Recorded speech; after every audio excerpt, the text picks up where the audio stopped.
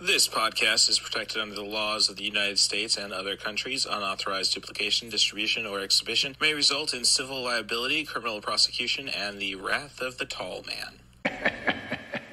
Boy!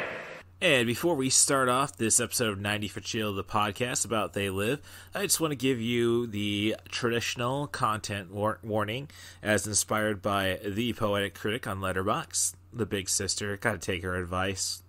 Gotta respect your elders, I suppose. My guest is Gregory Carl from the Mud Show Wrestling Podcast. You can find that on Spotify. His audio has a lot of weak points. He's doing this from a Moto stylus phone. A lot of the audio just kind of is muddled. Basically, I do not know if I've covered up all his cursing. And when I say cursing, just F-bombs or greater than that. If you want to catch that, I'll let you know once I get on to the Tattoo Squid podcast. The episode's recorded. Does he keep my C drop? But I digress. So that's all I really got to give you a heads up on, and we'll get on to the show. Little Hand says it's time to rock and roll. Bring the noise.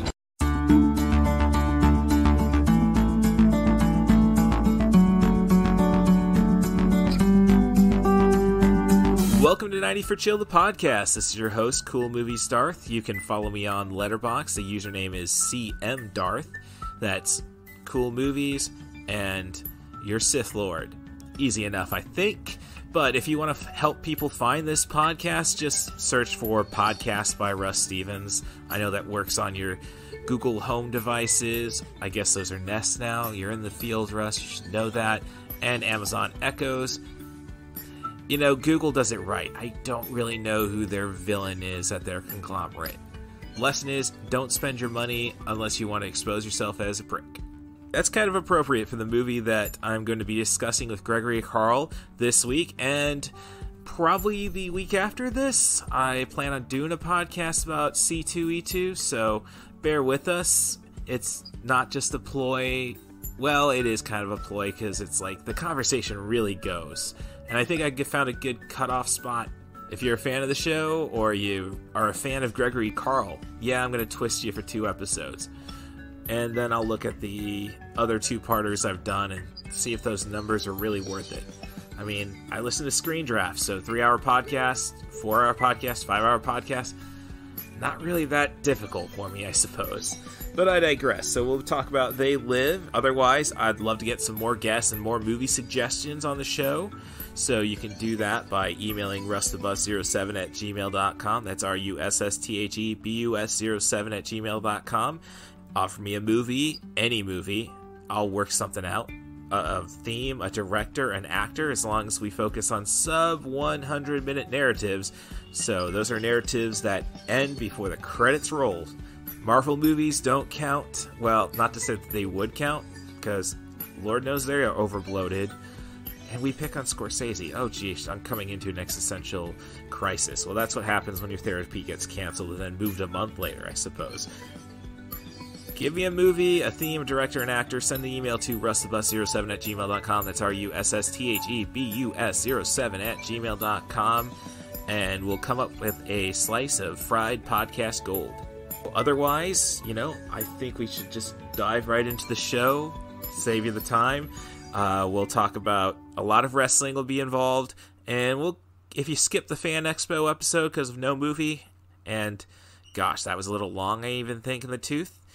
We'll discuss some of that today. I think we fittingly end it with a tribute to character actor Al Young. You'll know him from Lethal Weapon, Die Hard, and most any other movie where you need an angry-looking Chinese fellow to stop your protagonist. From the 80s all the way up to, I think, the late 90s. Let's get on to the show. Oh, let me thank Stacia Harden, of course. She keeps me going, at least her memory does. I hope I'm impressing you up there, and I'm hoping you're still taking care of all the people who cared about you and you touched in their lives as much as you do for me. I think we're all doing well if that's the case. Thanks for coming to 90ForChill, the podcast, and enjoy the show. Master monsters! What do these things want, and why are they here? You still don't get it, do you, boy? They have recruited the rich and the powerful. They're running the whole show. Wake up! They're all about you, all around you. Blinded us to the truth. Take a look. They are safe as long as they are not discovered. I don't know what they are or where they came from, but we gotta stop them. Stay away from me. What these are? They have us. Look at them, they're everywhere. Our owners. We have no other choice. I don't like this one bit. Leave it alone, man. It ain't none of my business, ain't none of yours. We have been lulled into a trance. Listen to what I'm saying to you. We're in trouble. The whole world's in trouble. Control us! You're sending some kind of signals out of TV sets. I've got one that can see. Mama don't like tattletale. Now we start spilling some blood. Let's go! Push a button. I have come here to chew bubblegum and kick. And I'm all out of bubblegum.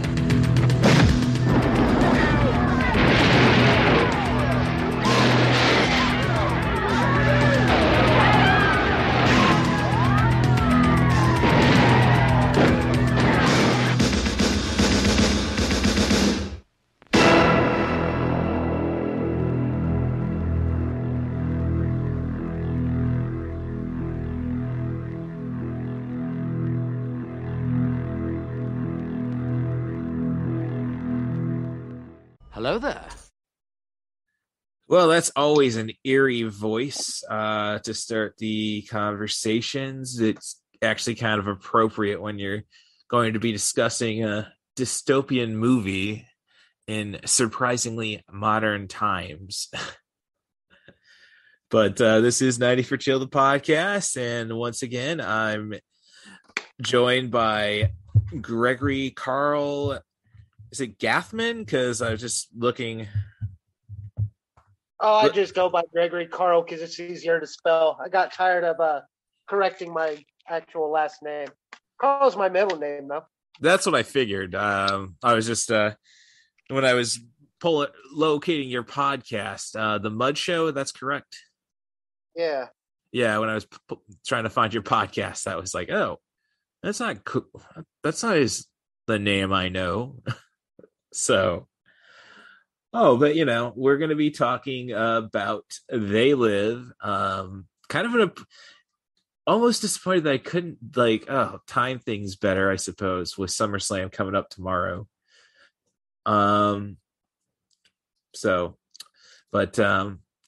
start things off, I can't believe it. Hulu did get rid of No Holds Barred. I'm presuming they are going to probably be releasing a major Blu-ray or 4K at some point, because I know they had, I think at San Diego Comic-Con, they debuted Zeus toys.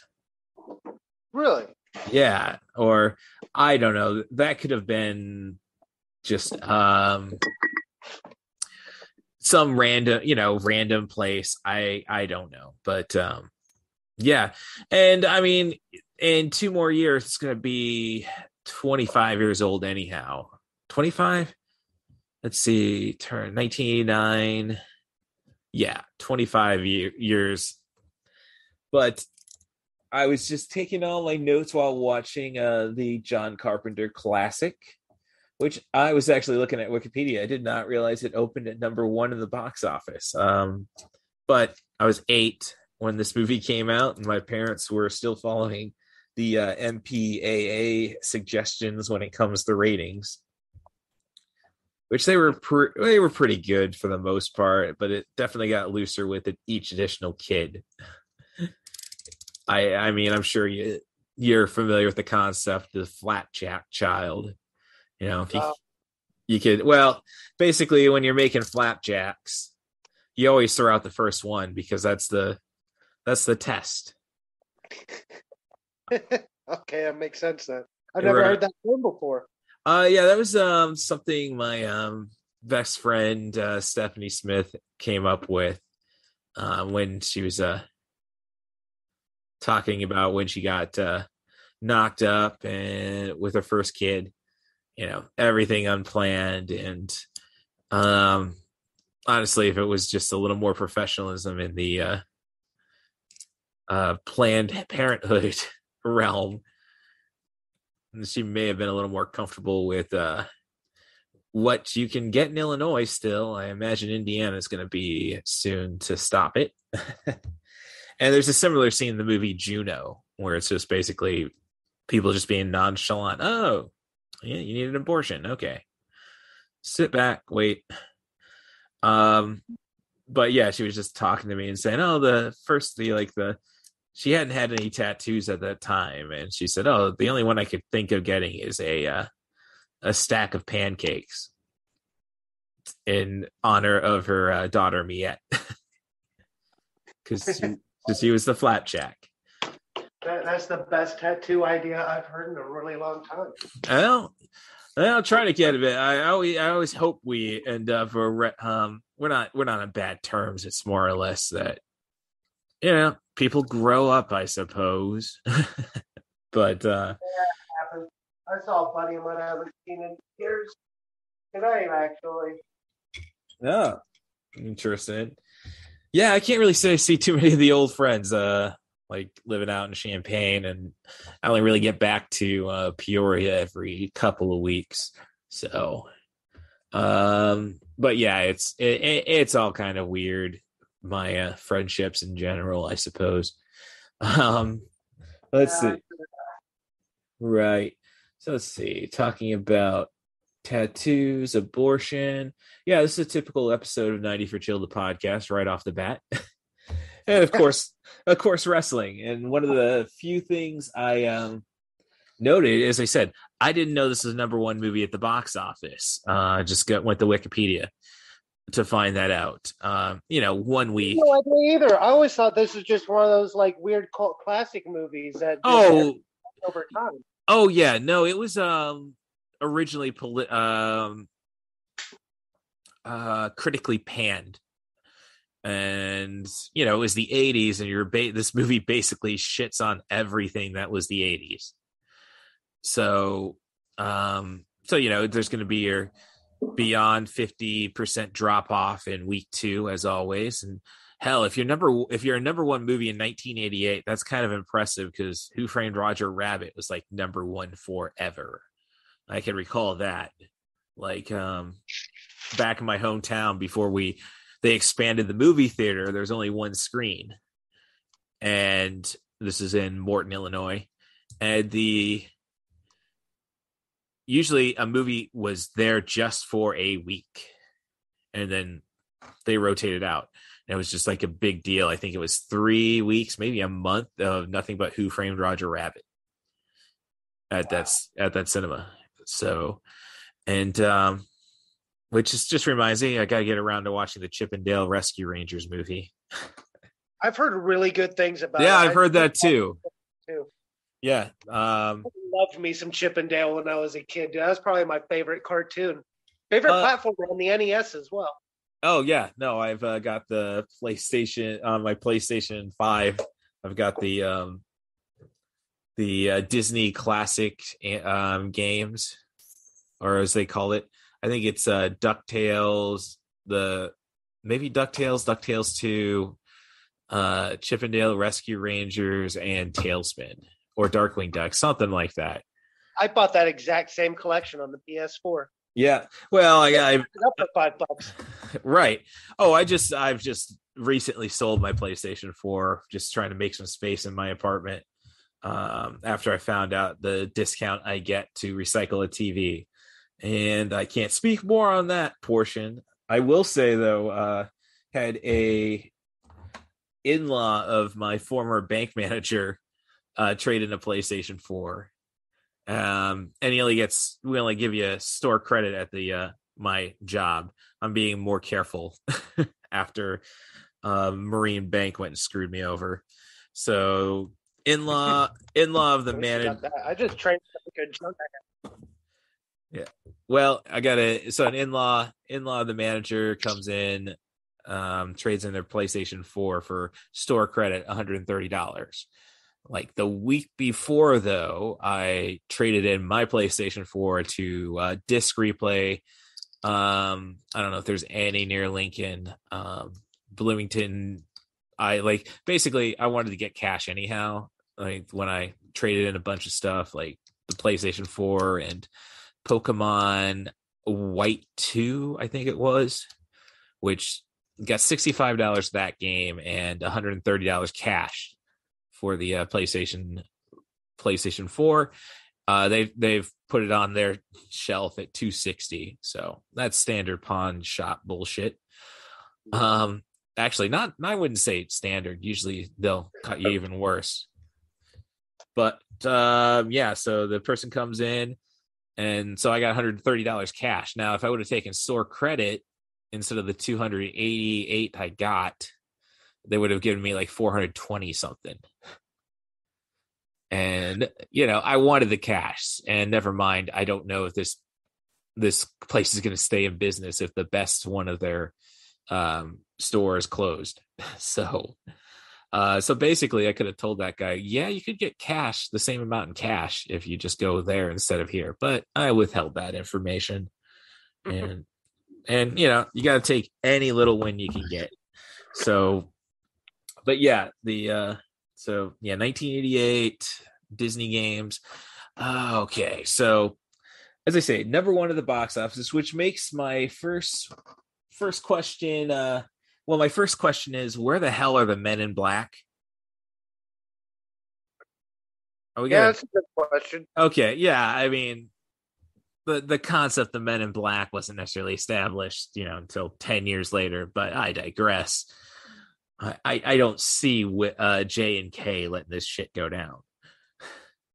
I don't know. I feel like he was. I'm probably jumping ahead. Like that. What struck me most, like, you think he's just running around pretty freely in an open city with just a shotgun. Oh yeah, no, I've noted that this character could only be played by a white person. Yeah, 100%. Because like once he's called, they report the you look like you fell into the cheese dip in 1957. Yeah. Woman reports him. The two cops go and grab him, and like they're both aliens. So the plot of They Live, I guess, is where we go. We'll get to that. And they pull him and say, "Look, let's just talk things out. You've stumbled across something. We can make it beneficial for everybody." Before Piper goes off and kills two cops, and then goes into the bank with the shotgun for the iconic line, "Came here to choose bubblegum and kick ass. And I'm all out of bubblegum." I don't have a great Piper. There's a lot of wrestlers, though, in my time who like just nail Piper. It's a very unique voice. So yeah, there's that, like the Men in Black, could have. I just don't see Will Smith and Tommy Lee Jones letting this shit go down. And but as I say, this is a number one movie at the box office. It's opening weekend, and the next year is No Holds Barred, 1989. So that was number one also? I'm sorry? That was number one also? No, it was not. Batman killed everything. I think Ghostbusters was the closest thing. Ghostbusters 2 was the closest thing that did well. I mean, actually, 1989, you had three big blockbusters. You had Batman, you had Ghostbusters 2, which made over $100 million. Definitely not as much money as the first Ghostbusters. And then you had Indiana Jones and the Last Crusade. So basically everything in the summer was dead meat. Otherwise, UHF, cult classic there. No Holds Barred's a cult classic, but it's more for all the wrong reasons. That's a so bad it's good movie. If you can even say that. Like, it's just, I have a blog called Rip'em's System, play on on a KMFDM song and the name of Hulk Hogan's character, of course. And I pretty much that blog was dedicated to the concept that No Holds Barred is Vince McMahon's Mein Kampf. Is everything Vince McMahon would want to do in wrestling, but pretty much couldn't. Like, killing the corporate guy. I mean, they tried to do that, or would have done that if not for Benoit. Right? Yeah, that's true. As I say, it was he was laying the groundwork for everything he was going to do. I really want to watch that movie. I'm not sure. I don't think I've ever watched it from beginning to end, like not on TV. Yeah, the first time I watched it was like right before WrestleMania 8, when they thought it was going to be a Hogan swan song. Of course, it wasn't. They brought him back to WrestleMania 9, and then that's pretty much how wrestling devolved. So, I guess you'd say it definitely, the days of the territories definitely ended there, because once Ted Turner could figure a way to get Hogan, you had the war, and when you have two giant conglomerates, which thankfully AEW is letting most of their wrestlers wrestle indies on the weekends. So when you're only working one night a week, it's something you can afford, I suppose. But yeah, so basically the story is this movie was shot in 1987. Roddy Piper retired at WrestleMania 3, so he could go on and move into acting. And what I think came to mind is that No Holds Barred was, well, it's just basically Vince McMahon makes everybody, or wants you to believe he makes everybody. And so I basically think I have the question of, was No Holds Barred a reaction to Roddy Piper's success? I don't know. Was he that successful in movies? No, but his first movie was a #1 at the box office. Yeah, I guess that's true. So that's what I'm saying. Would Vince McMahon? I mean, I don't know. You go back to Beyond the Mat. I'm sure you've seen that doc. Yeah. Right, and the first introduction of Vince McMahon is, we make movies, and so maybe, but I'm just saying, I guess they may have had to. Like, the story behind No Holds Barred is they got the original script. McMahon and Hogan didn't like it. They still wanted to do the movie, so they locked themselves up in a hotel room for 2 days and rewrote the script. There's an excellent episode of How Did This Get Made about No Holds Barred. And the guest on that episode was Tom Lennon. Probably best remember it as Officer Dangle on Reno 911. The one who wore the short shorts. Oh, yeah. No, me and my dad loved that show, man. Yeah. That's the one I got to consider doing, is finding Reno 911 Miami. I did see that movie in theaters, so that was a fun one. And hey, we got another wrestler in that. That's another Dwayne Johnson before he was really. Well, I don't know when. That Dwayne... wasn't. I forgot he was in that. Yeah, well, he wasn't in there for long. I haven't watched it in a long time. Yeah, no, he's like, after all the cops have been poisoned except for the Reno crew, there's only one other cop who's like getting everything ready, and I think it may have been Officer Watto who actually accidentally blew him up, but I know that's how Patton Oswalt gets it. Spoilers for Reno 911 Miami. So yeah, I was just thinking, Vince McMahon made I'm just suggesting Vince McMahon made No Holds Barred because he couldn't let Piper just make it big. So, but I wish they got more into the hacking in this movie. I thought that hacker guy was pretty cool. I kind of wish they kind of ran into him at some point in the movie. The the hacker guy and Yeah, the guy that pops up on the TV and they okay, yeah. Well, they kill him off pretty fast. I mean, I'm presuming they killed him. Him and the street preacher.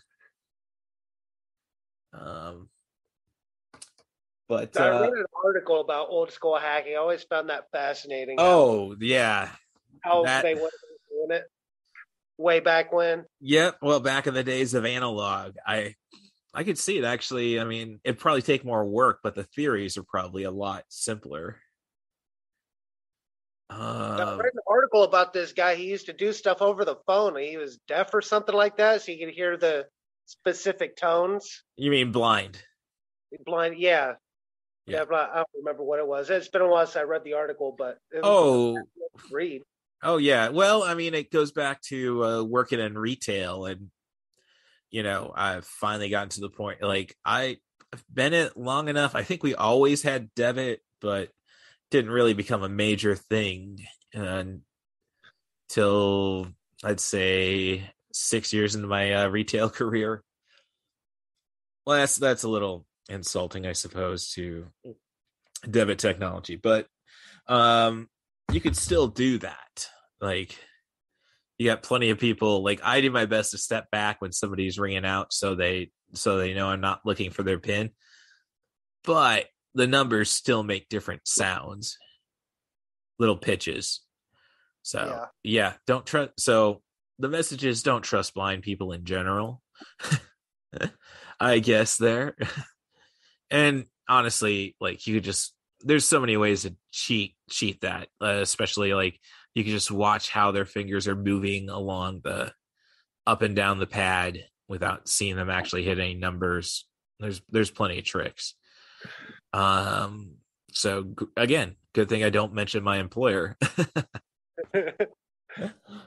Oh, I could get all the social security numbers. Yeah, Russ is back there taking all the debit card information. Oh, okay. So, but I think that's a fair, fair little conversation we just went on, because it's beep beep. I got you. Yeah. Well, as they say, or I could just watch them move their hands. I got my sight. I'm better than a blind hacker. Thank you. Able bodies rock. Something else, Curran. I think we might be hearing stories about like how they took out the homeless camp. I think we might start hearing similar stories about that. It's they already happened. Well, they did that back in the 60s. Like when black protesters. I'm pretty sure they just wiped out the one that the tent town they built in Washington, like that. Just right, all right, we'll let Martin Luther King have his dream speech, and then no more. There were a lot of communist movements like that, actually, that would put up tent cities, and the police would just wipe them down. They do mention that they just tell the police if they're communists. Yeah. Oh yeah. That was later brought up. They think they just tell the cops who haven't sold out that they're fighting communists. I mean, but I'm just going through my notes, and it's like, this entire movie really suggests, who are you willing to abandon to celebrate capitalism? Because we do have the cranky old guy who actually kind of thought not cranky, not really old, kind of Rip Torn, like what Rip Torn, another Men in Black reference. Yeah. Okay. Yeah. I'm actually, I got the Raid right now, and he's just lit up a cigarette, so maybe I should have read that a little sooner. But yeah, it's and when you look at his motivations, it could be that the poor, just being poor, you just don't have the energy to fight. So thank God for the internet now, I suppose. Of course, then that gave us Donald Trump. So again, Vince McMahon, don't give people platforms, period. Thank God you're retired. So there's and it was just so we're what are we 25 minutes in, so I might as well go over the plot of No Holds Barred for those who have not seen it, which is kind of weird for podcast sakes, because it's like when I watch listen to a movie podcast, for the most part it's kind of like, if I haven't seen the movie, I'm just I don't want to. I want to come back to your episode, but and there's great shows like How Did This Get Made, where it's basically like some episodes I've listened to just because, like, Princess Diana the musical. Okay, let's see how I don't want to watch that, but I would love to hear Paul Scheer and Jason Mantzoukas just rip into it. I did that for the Harry and Meghan Lifetime movie, actually. So yeah, Poor doesn't have the energy to fight. So the movie is about Roddy Piper's character, Nada, who's I think it's very, of course, has nothing. And John Carpenter is the type who would throw in a cheap little Spanish joke like that. And he's come from Denver looking for work and finds himself a construction job, still doesn't have a place to live. So he's a friend he makes immediately at the work site, played by Keith David, who's, I think he's done more, like the only other John Carpenter movie that comes to mind with Keith David is The Thing, which, spoiler for The Thing, he isn't the Thing in the end, because the Thing video game, the game ends with McCready flying you out. So that's Kurt Russell's character. And I know that Carpenter wanted Roddy Piper for this movie, but I could say that his character is pretty much written like any Kurt Russell character, I would say. Isn't he? I'm sorry? He really kind of is. Yeah. But he does kind of just like stumble into things, though. Like things just kind of happen. Like, correct me if I'm wrong, but he just kind of like stumbles onto the sunglasses, right? Right. Kind of so, yeah. So, Piper, Nada, and Frank, Keith David, are just doing their best to chill out at the homeless camp, and which is across from a church that's supposedly helping them out. And we have a character who's just, and some characters who are just watching TV, which is constantly getting its signal hacked by somebody talking about how basically aliens have invaded. You're asleep, and you could even tell the people watching it, oh, I'm getting headaches.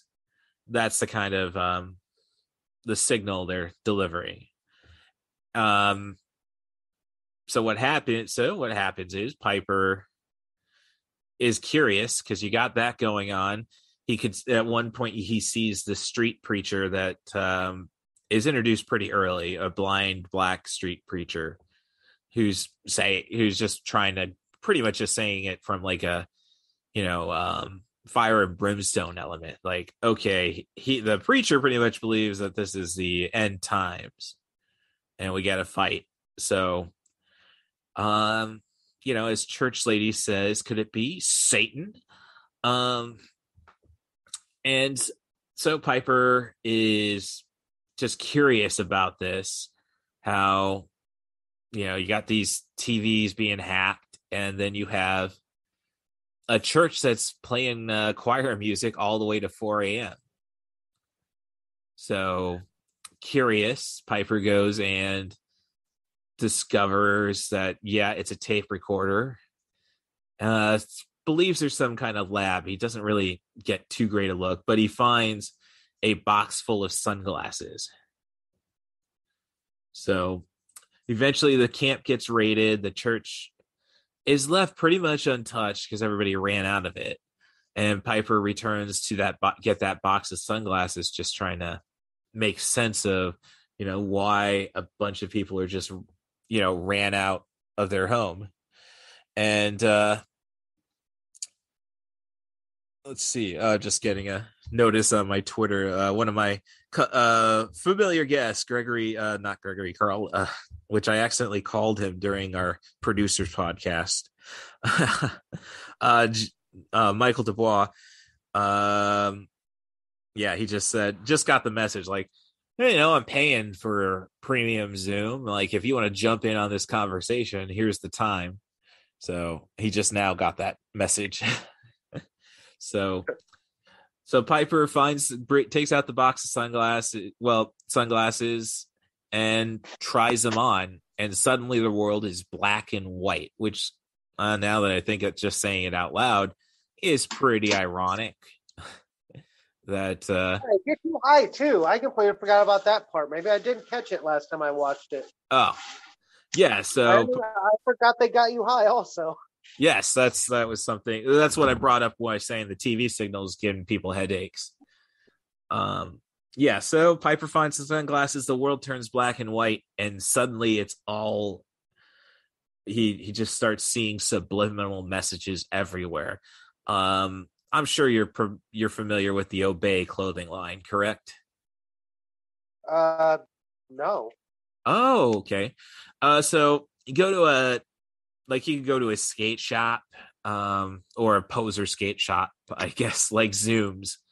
There's one in Northwoods Mall in Peoria, and it's actually so it was a creation of it was an art so there's a clothing line now, but it originally was just a artist who Shepard Fairey, who really came into prominence for doing the Barack Obama Hope poster. Okay. All right. So, but what he was doing was initially was he would do like a very Andy Warhol in a way, just like take pop culture and create art with it. And his first real, but his catch, I guess you'd say, his trademark was he'd always put Andre the Giant somewhere in his paintings. And his first one is basically just Andre's face, and underneath Andre's face is the word obey. Okay, I'm familiar with that. Yeah, so right. So he got the obey message from They Live. And Andre the Giant, just being the icon that he was who he just stuck as kind of his trademark. So, and now it's a big clothing line. Like my friend Stephanie, like she was ahead on it. And then then it blew up big. Like, I mean, my thing was Domo Kun. He's like, if you look at my avatar on my on the Zoom, it's Domo just eating up a bunch of rice, it looks like. Nom and nom nom nom nom. And like, oh right, cool. I got him tattooed on my wrist. And then 6 months later, he's a Target mascot. Yeah, I feel the same way about my Punisher tattoo. I never thought that was being a political thing. Now I want to get it covered up. Like I don't really want to, but I feel like I need to now. I don't know. I mean, like Punisher thing would send the. I don't know. Dude, I get roped into like weird political discussions. Oh yeah, because they see the tattoo and like I don't right. They get the wrong impression of where you're at. Yeah. No. You see. I look at it like, would I get any of my tattoos covered up? And I'd say no. Maybe my first tattoo, but that's just because it was my first tattoo, so it doesn't look that great now. It's all faded, and I didn't know how to take care of it right away and all that stuff. But like, what would I do? Well, I just basically, it's a 80s Cubs logo, which that was my trademark on the professional wrestling scene, probably more than my character, the student of the game, and carrying out the Idiot's Guide to the complete Idiot's Guide to Professional Wrestling as a prop. So I eventually, like 2 years into my career, I ended up getting Cubs tattoo, and then I pretty much like, a couple months afterwards, that's when I got my first match in Milwaukee. Made about 3 trips up there, and like it was I didn't realize they had that much passion, the Brewers fans. I'll see you in the parking lot. All right, mad heat. I probably, the problem with wrestling is there's just so many freaking carnies out there. Because I also wrestled in Rolla, Missouri, and that obviously got more heat there, and honestly headlined a show for him. But it was like, oh, we want you to sign contracts, and why haven't you come down here? Okay, well, I'm actually getting ready to train with Danny Daniels. You're running illegal shows. And basically the idea is like, well, it was a promotion that was going to call themselves Worldwide Web Entertainment. So, okay. WWE. Yeah. So I just said, yeah, no, I'll just go as the student instead of the student of the game. I'm not giving you like, so yeah, but yeah, I ended up main eventing like the. I think I'm just gonna change this fire to like clown hair. I'm sorry. I think I'm just gonna change the fire around the Punisher skull into clown hair. I could see that. Yeah, I mean, there you go. My Cubs tattoo. It's basically they've won the World Series finally. So I'll get the blue Cub darkened, and then I'll just put a crown. Maybe Biggie style. Yeah. I don't know. So that's but yeah. So when you put the sunglasses on, you see the world for what it truly is. You see nothing but subliminal messages. Like you see signs saying obey, other signs saying stay asleep. You could actually see that there's little megaphones, I guess you wouldn't say, siren, public announcements just saying sleep, John Carpenter's voice. Oh yeah, right now on the TV. Yeah. And then Roddy Piper looking through a magazine at a newsstand finds takes a look up and sees an alien. Takes the sunglasses off, looks human. So Piper has just discovered there's an alien invasion, and he's being the Bill Pullman of his time, he's going to stop it. Today is our Independence Day, I suppose. Not knowing I really like how these aliens look. Oh yeah. And Shepard Fairey's done a bunch of stuff with the alien book too. So yeah. There are times like you can just 100% tell that it's rubber, and I love it. Oh well, yeah. No, it gets really bad once at the end of the movie, but by that point it doesn't really matter. So like inside out people. Yeah. It's cool, as Nada says, I'm just to the scene where they've discovered him. And like, oh, he's showing off the glasses to a clerk after saying some definite Karen. Let's just say it. He calls out a Karen for falling into the cheese dip back in 1957. Takes off the glasses. You see, I put these like you look well. He turns over, looks at the clerk. You look okay. You okay? Takes off the glasses. But when I put these glasses on, formaldehyde face. Which leads me to pretty much believe that. And granted, there is a 4K Blu-ray now, special edition, all the bollocks. What is it?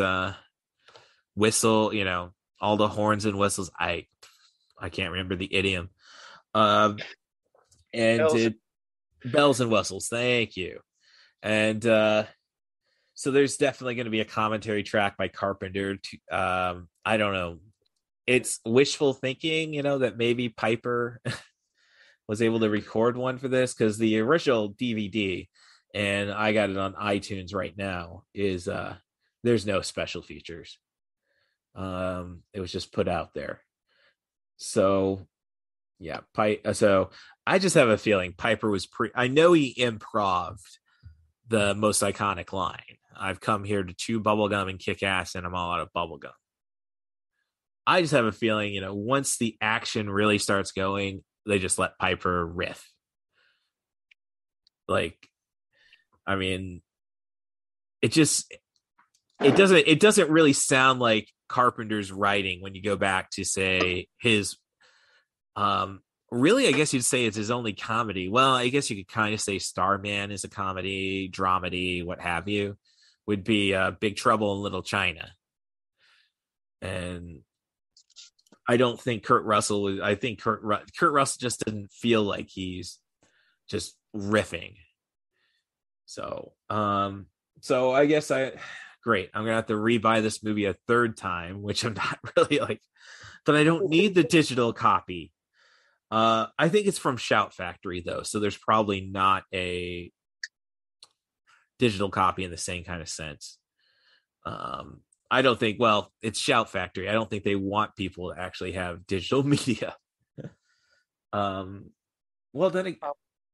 few of those movies I need to go back for a rewatch. Big Trouble in Little China forever. I just like John Carpenter a lot. I wanted to go back and check out a Prince of Darkness. Oh yeah, Shudder. I don't think I've ever seen that. I got Prince of Darkness. I've got most of his stuff by this point. I have never seen Starman. That's my hole in my John Carpenter filmography. So Jeff Bridges, right? Yes. Yep. Karen Allen is the love interest, I suppose. Yeah, I want to say I've seen it. I don't really remember. I've seen bits of it. But no, I can't say I was real young when I saw bits of it. This is when I had an uncle in Buffalo, New York, who's he was just obsessive about his movies. And for the most, this is the 80s. So most of the movies were all taped off television, or he'd go to the video store. He always had 2 tape decks ready to dub the cassettes. Yeah. We're talking 25 years ago now. Surely the statute of limitations. So don't worry, Uncle Jim, you're fine. I remember my stepdad would have the 2 VCRs going. Oh well, I'm in the wrestling business. I always have to come up with ways to make money. So yeah, I was dubbing tapes. Didn't realize that Ring of Honor had their own copyright protections on their DVDs. But my uncle, he would go and do all these tapes, and then he'd make catalogs of an entire VHS collection, and he'd go and cut and paste and throw images. One page is just the poster for Stripes. So yeah, very cool guy. Just retired. I don't. It didn't seem like he put that much time in before he retired, but hey, New York. I mean, like he wasn't like he didn't really go through college till his I don't think he graduated till his early 30s, maybe mid 30s. But now I'm just being now I'm sounding judgmental, and it's weird just because I found out he's got a Twitter. He and his wife, who he didn't get married till 2001. Both have Twitter accounts because I like to go and what is the term, squat on Twitter handles. So I have 6 accounts just because. Well, obviously I'm going to keep Russ the Bus. That was my nickname. That's so. That one is for sale if somebody wants to come for it. But yeah. So basically, well, I had CM Darth, and since I call myself Cool Movies Darth, like I better get both of those. So, and I did set that account up today, and not today, over the weekend. And enter your phone number, sure. And then get all the emails to the other accounts. Are you sure you want? It's okay to have another Twitter account tied to this phone number. But when I started typing in suggestions, like when I'm sending out tweets and tagging people, it came up with suggestions, and it's like, oh, the manager of mine from the last hotel I worked at, the general manager. Okay, why did that come up? Why did my Uncle Jim and Aunt Liz come up? And I found out so that tells you how many people are on Twitter. If only like 3 people came up in my suggestions, because they basically, that phone number is associated with this Twitter account. So yeah, weird finding out that my aunt and uncle have Twitter. And they didn't even get clever with the names. Like, I know you had Vile Comic 5, but actually, Microsoft gave that to me. Oh, Microsoft gave you that one. Well, I mean, you had to go, and when you signed up for Twitter, you had to go and claim that one. It wouldn't be a default. On Twitter, I haven't logged into my Twitter for like years. Oh, I presume as much, but I'm just saying, like, Microsoft may have gave you Vile Comic, and you may have just been using that everywhere. Yeah, that's true. Yeah, so okay, but so basically Piper eventually runs into previous star of I can't really say she was a star of Blind Fury, which is getting a 4K release soon.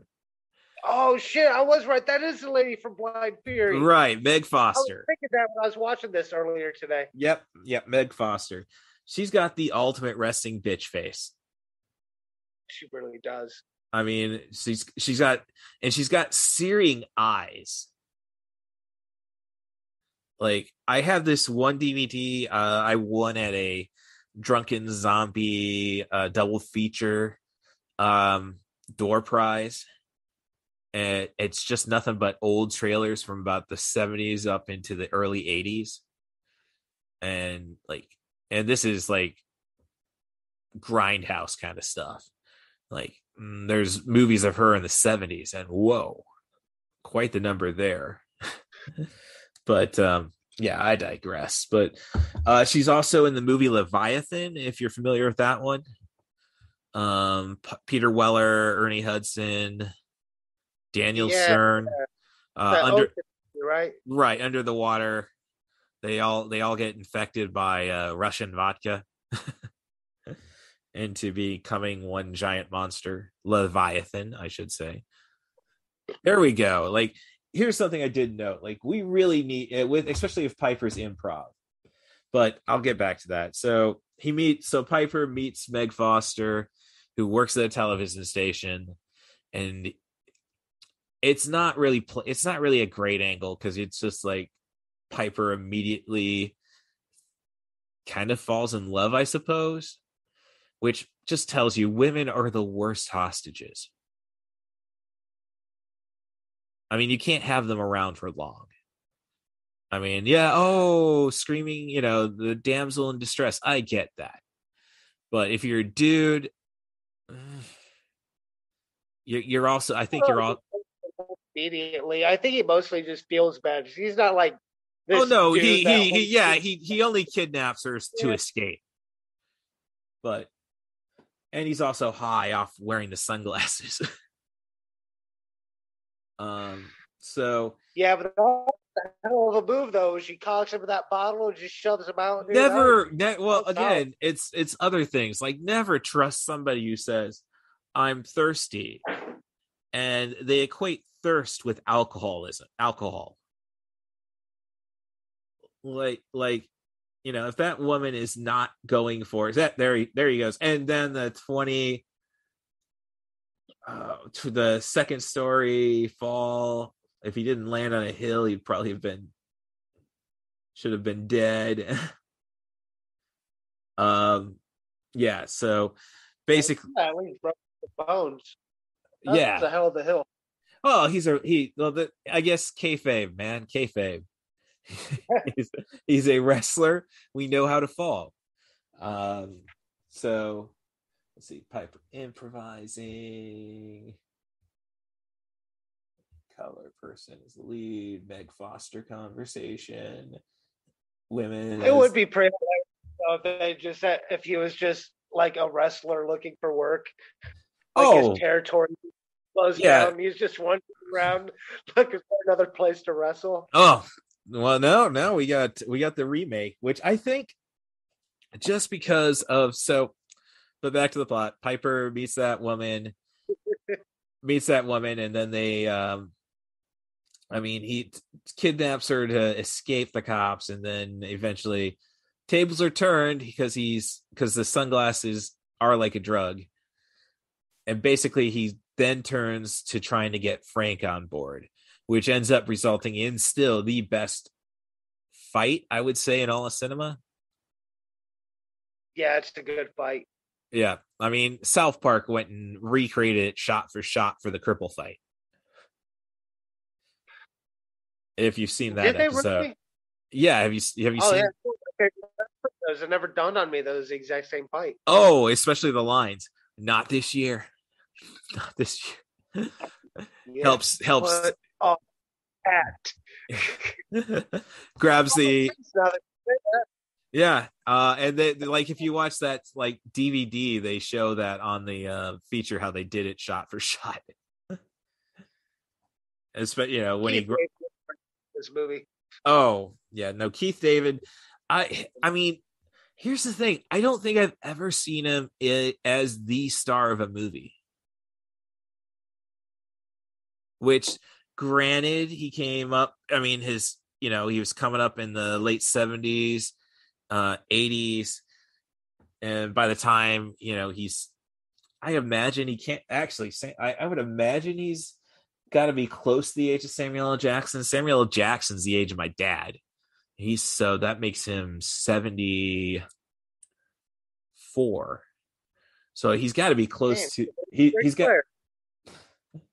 I think Flair is 72, 73. Are you watching the fight tomorrow? Oh, no. I think it was tonight, wasn't it? Yeah. No, it's the 31st. I'm ordering it. I can't. I mean, we got two sexual predators in the ring, Jay Lethal and Ric Flair. Yeah, they both probably get a bleed. Oh, didn't Flair bleed during that promo? I mean, that promotion for it. Yeah, dude, Jeff Jarrett busted him open with that heel of his wife's shoe. Well, and Jeff Jarrett, I'm a fan. I mean, he just an IWA story, I guess. IWA Mid-South story. I did read like one weekend Jarrett did IWA, and I guess he smacked Ian's kid. Legit, like backstage or something. And I remember, so I was setting up. I set up a ring for Ian a couple times before I ever wrestled at IWA. And when I wrestled at IWA, it was a tryout match. And as I say, I don't have any ill will to Ian, but John Calvin, his kid, oh God, he was so like, I probably met him when he's 10, and he's just maybe even younger, but he's cursing at us as we're setting up the ring, trying to bark in order. So it's like, yeah, no, I can appreciate and shot him for, and somebody finally put that kid in his place. So by that point, John Calvin was probably 18, actually wrestling for Ian. So that's yeah. So basically, it becomes Frank, Nada, and they come across most of the people who were actually making the sunglasses, at least in LA. And they're getting ready for war. And wouldn't you know it, Meg Foster comes back and, it's like, no, it's not the TV station. I checked. Like, she's going to be part of the resistance, and you know where that's going to go. Yeah. So that's the plot. Basically, it's going to be a one, suicide mission to destroy the signal. And yeah, I mean, you got to have some satisfaction. So, but this is a movie that I think could be remade today just because of the political environment we're in. I mean, oh yeah, I'm surprised it hasn't actually. Well, the other remake. Well, Carpenter probably is protective after Halloween. I mean, not to say that he might own the rights or not, but like Carpenter approved of the first Halloween, wasn't a fan of it. The first Halloween remake, wasn't a fan, and I know he did not care for the sequel. I have not seen the Halloween 2, Rob Zombie's Halloween 2. I like the first Halloween. I mean, don't watch it. I don't know. It's just like after they give.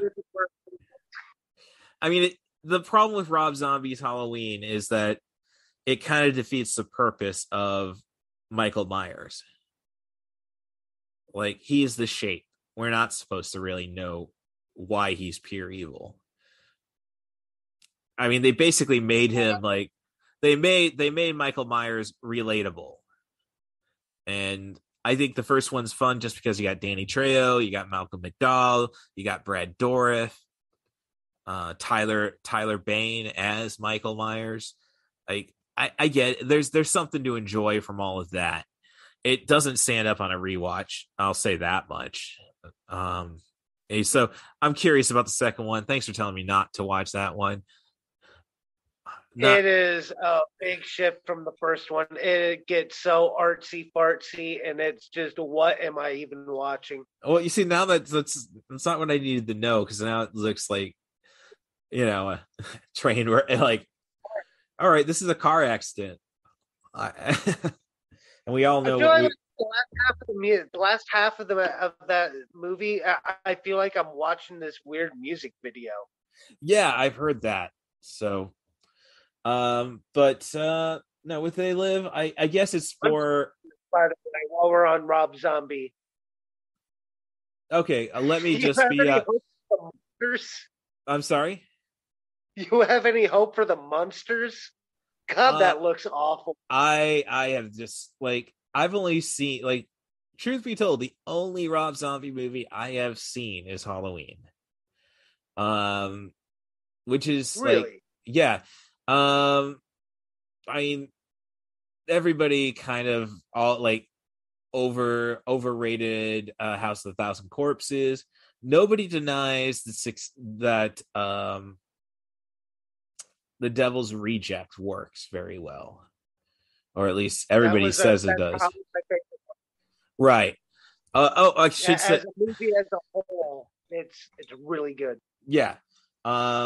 And then he did Halloween, and then he did then he did the Halloween movies, and then he started doing a lot of okay, you really lost your just movies that seem like, okay, maybe you're trying to be Lucio Fulci, I guess. You're not Argento by any stretch of the imagination. But I guess, but it's just like, just does nothing really draw. Like nobody ever really said. I'm sure he's got a lot of fans, but nobody really ever said, C-31 or The Witches of Salem or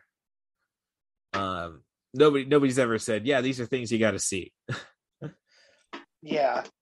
Well, select few like goth people with no taste would, but I've had a few people tell me that I need to see 31, and I'm sure I've seen, and I don't remember anything that happened. Yeah. Okay. Well, I look at it. I watch a lot of what culture videos on YouTube.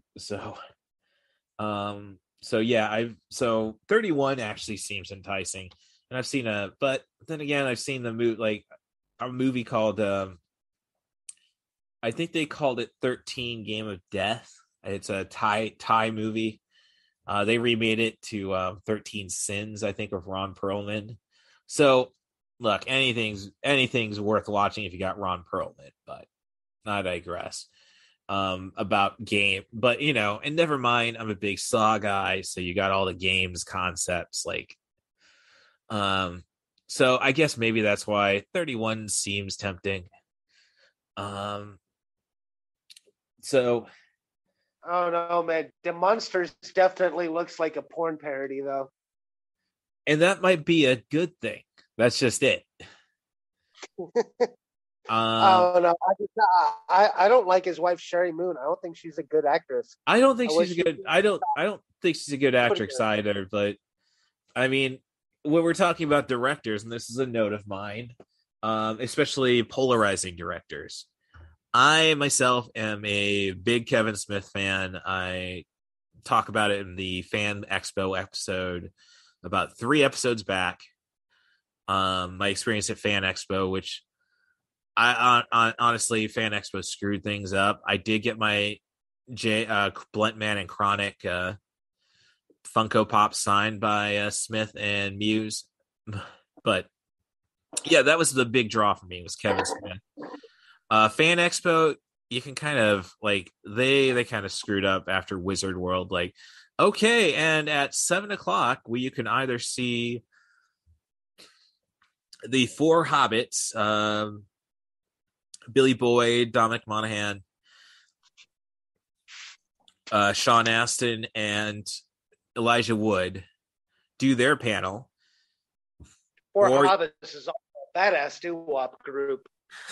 Yeah, it's well, great. Now we get a Robot Chicken sketch. I mean, I got a friend of mine, JD Griefing, who's got his own YouTube channel, does some good stuff. And he's been a guest of the show. We talked about Stealing Harvard with Tom Green and Jason Lee.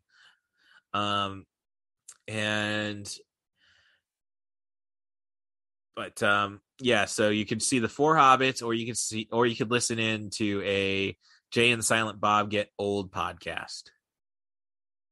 Either way, you're paying $30 for each one. I've already paid $100 for a 3-day pass, so it's kind of insulting.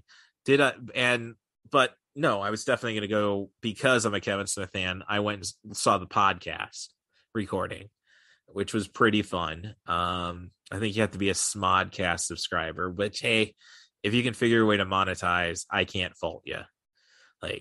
All I want is this podcast to make me the extra $200 a week that I should be making wrestling if I didn't flake out. Is that how he's doing Smodcast now?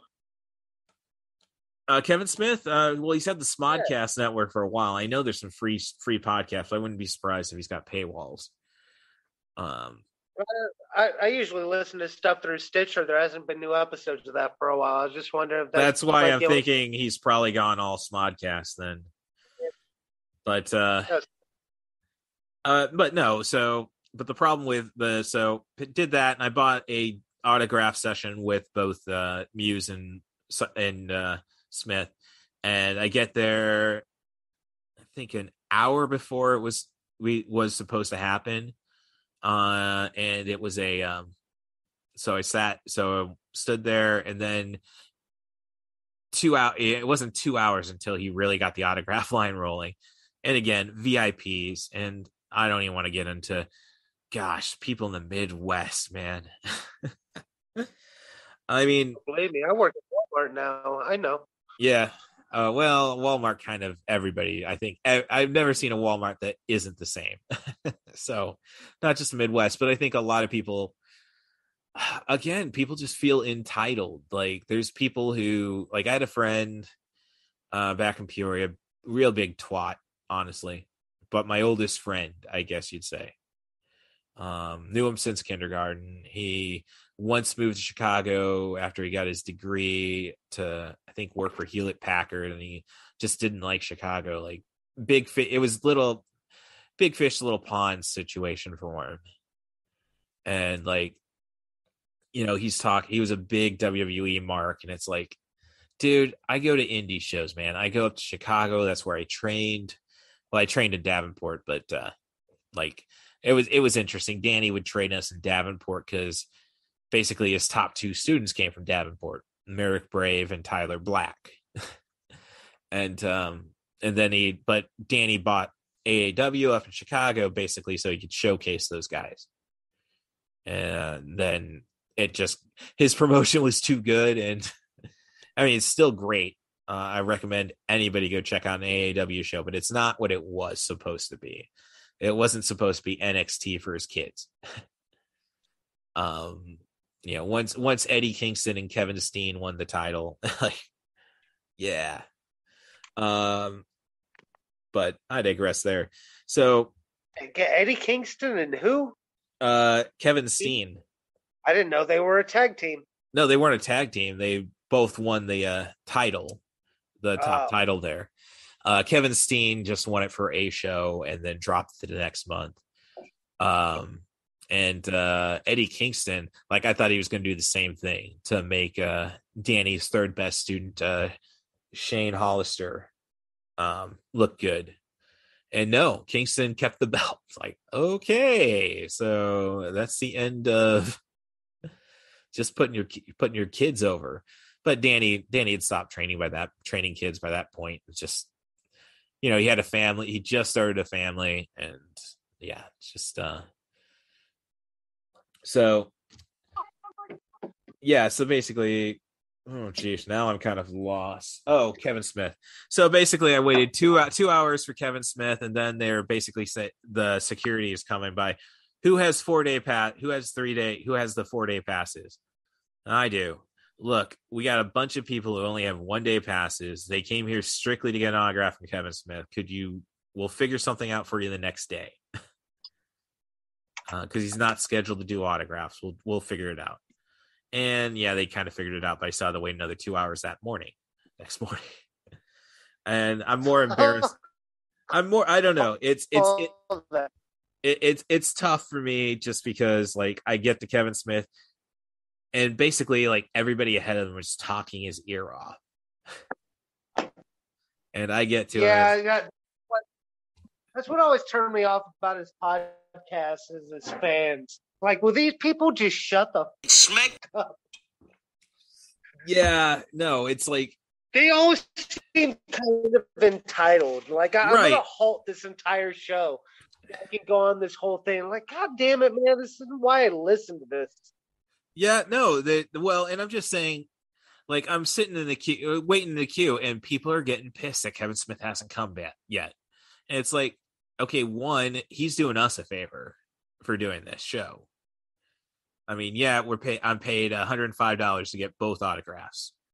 So it'd been $60 if I just wanted Smith's, or Jason Mewes. He's a pretty easy to get, pretty easy dude. But it's like, I go to Disney, I tend to go to Disney World almost like there was a time where it was every 5 years. It's not like that now. I'm a poor guy living in a apartment that Allie from Allie's Accessory Shop on Etsy says is ghetto. But what I'm getting at is just basically like, okay, if you go to Disney World, or if you go, you're going to be waiting in line most of the time. That's just what you expect to do. It's like, and it goes back to my friend Trent. Oh, sorry, I dropped his name. No, I'm not sorry for walking out on your wedding. I didn't actually walk out on his wedding. I declined to be an usher after we had a falling out. He didn't think there was going to be a falling out. Yeah, but I digress. I embarrassed him was his biggest problem with me. Like, yeah. Didn't drop his last name, so who cares? He's like, no, I'm not going to drive to see wrestling. Like, yeah, but you're not going to see anything good on WWE TV in 2010. Or I would say even like we were watching wrestling together up until I left for Champaign Urbana. So, 2015. The only reason I watched WWE, like, after, like, I eventually got fed up with it. I was sick. Like, once Michael B. Cole became a character, I was gone, checked out, especially when they're burying the women's matches to push his character. And it's like, if it wasn't for the pipe bomb, I wouldn't give a shit. So that's an AAW story for you. The week that Punk walked away from WWE after winning the title in Chicago, he was at the AAW show supporting Colt Cabana, and eventually Colt Cabana coerced him to make an appearance. But in the meantime, me and him are just sitting watching watching the monitor in the back next to each other. Like, okay, who's this guy? He's asking me, who's this guy? And then he kind of got pissed when I saw a shoulder breaker being performed. I said vintage. And granted, I didn't watch much WWE, even when I was wrestling, just because I always worked second shift. So never got to see the live show, which brings up Ring of Honor to mind, because I love the fact, like, I kind of love the fact they're not running every week. Makes it feel extra special, like when I drive up to Chicago to see it back in the day before they got TV. Yeah, so I'm sitting back with Punk, and so I accidentally said vintage Scott Norton when I saw a shoulder breaker, and fortunately my good friend Brett Kakia did go and kind of cover that up. He said, no, that's vintage Papa Shango, and Punk popped for that after giving me the dirty look. So that's my Punk story. Don't think he's as good a guy as he comes off as, but most indie wrestlers will tell you that. I mean, hell, Eddie Kingston made it his story. That's cool. He popped for Papa Shango. That was like one of my earliest memories, was just being fascinated by Papa Shango. Oh, that was like the second, like, I had seen 2 WWE shows live at the Peoria Civic Center before the first one was like a major taping, and they did close it out with a main event. Like, they had the place sold out. They closed it with Hulk Hogan versus One Man Gang. And then I didn't see any shows again until my little brother. But yeah, as I said, that's why I was worried. Like, so is that a train on your side passing by? Oh no, I haven't muted the movie when I started the podcast. Oh yeah, no, it's I was right next to the tracks. It's downstate Illinois. Everybody ends up dealing with the train. Like, I had to, just shoot the shit with Ben Bailey, I think it is, the host of Cash Cab, when I was working for the Mark Twain Hotel. I was the concierge, basically the shuttle driver. So I drove Ben Bailey, Tom Green, Michael Winslow, the guy who played Biff from Back to the Future was my first ride. Yeah, Tommy Davidson, really cool. David Allen Greer, pretty mellow. But I digress. All that. Yeah, but one time, if you've been to Peoria trying to get to the Jukebox Comedy Club, there's a chance that there is a train that's going to get in your way. And yeah, so I had to shoot the shit with him, talking about how like parents wouldn't let me listen to dirty music until till my sister got into the Who, and then it was the chorus of "Who Are You?" Roger Daltrey just says, "Who the are you?" Like, so yeah, but yeah, so Midwestern people, especially, like, because I don't think they're like the only amusement parks there are up around Chicago is pretty much I guess you could go to the Dells, but otherwise it's just Great America. And believe me, it's not that busy. It's been a long time since I went to Mid America in St. Louis. It's not that those queues are not that long.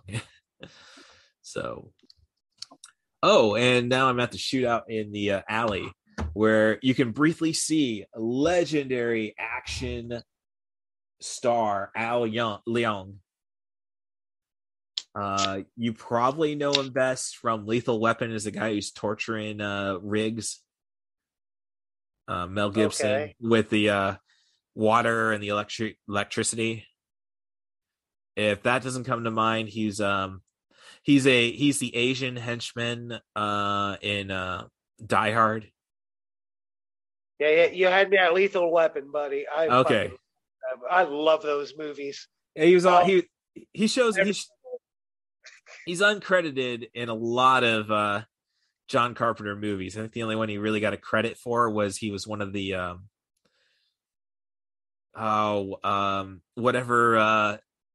David Lopan's crew was in Big Trouble in Little China. He's got an iconic look. He's also in Showdown in Little Tokyo. That's a guy I'd love to see at a con, just because, like, you're just the random Asian guy. Can I hear a wahoo?